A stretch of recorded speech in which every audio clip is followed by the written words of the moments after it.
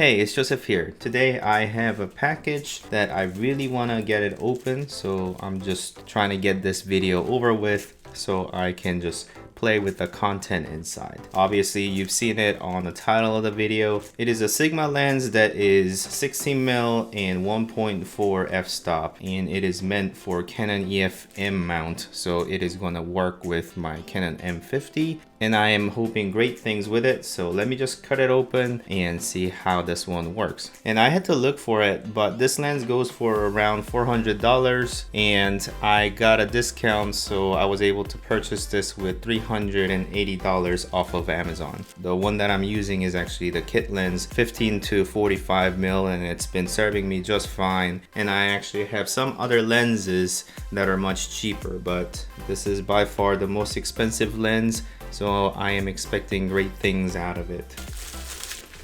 And I was able to find a couple of reviews regarding landscape and astrophotography, but I wasn't really able to find a review that is geared towards vlog style or YouTube video type of setup. I think this would be a good choice since it has the wide field of view with the shallow depth of field. Let's see how that really turns out to be. And obviously it will depend on whether it works well with the video versus photography. So nothing fancy. There were a couple of paperwork in here that I just left inside of the box, and then there is a casing for the lens itself, and the lens comes with the lens hood, which is nice, and then there is the lens.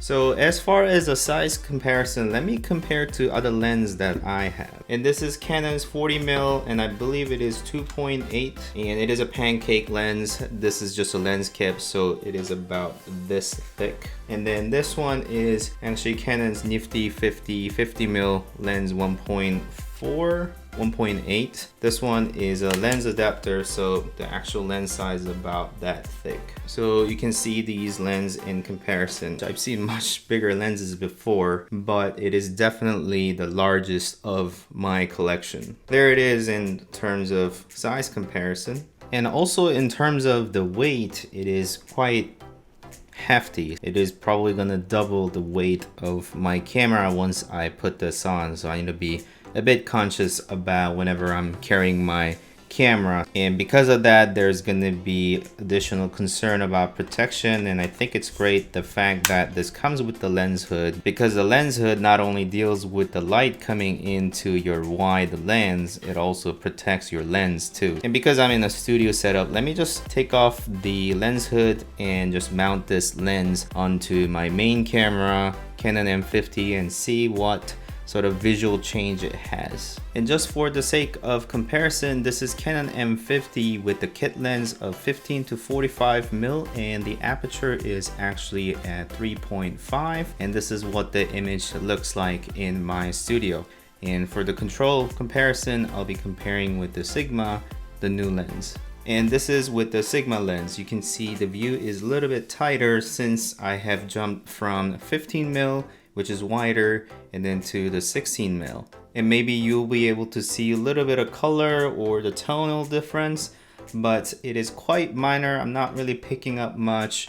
I'm not that nitpicky about the tone and the image. I'm more concerned about the view range and the shallow depth of field. Actually, I am still same at 3.5 as my kit lens, so you shouldn't really see that much of a difference in that regards. However, if I switch over to wider aperture, 0.5 to going all the way down to 1.4, obviously there's now more light, so I need to compensate for that, and that is still very bright, so I'm gonna have to turn off some lights. So I think that's better in terms of lighting, but with 1.4 you can definitely see the background has now become a lot more blurry than what it used to be. The difference between the sharp object versus the blurriness of the closer object is much greater with this lens. So in the shot, I can actually have a laptop like that,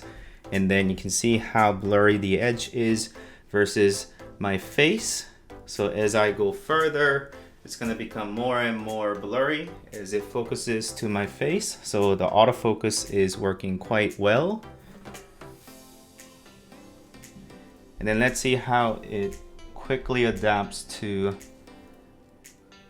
autofocusing. Focus on my hand, focus on my face.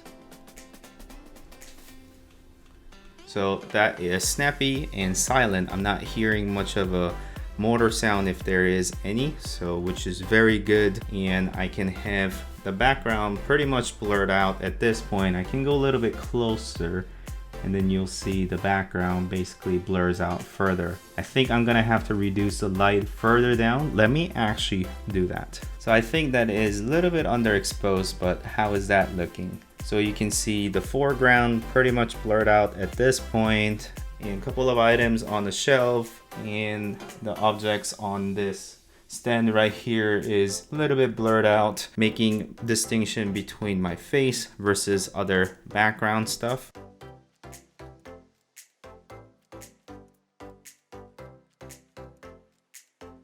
And let me go ahead and switch back to my kit lens with the Canon M50. And this is how everything looks like if I keep all the settings the same, because it cannot simply open up to wider aperture to receive more light. Maximum amount of light I can introduce from this single source of light, just sake of comparison. And then I'm gonna have to up my ISO. That is ISO of 400 where it used to be at 100. So I'm gonna park it as 320, and now the image comparison. So what you can immediately see is that the corner of this laptop here is definitely much more in focus than what it used to be with the Sigma lens. And you can definitely see this lamp here is much more in focus. So there's definitely less of the separation between your subject versus the foreground and the background. Whereas with the Sigma, you can expect a lot more. Whether that's worth $400,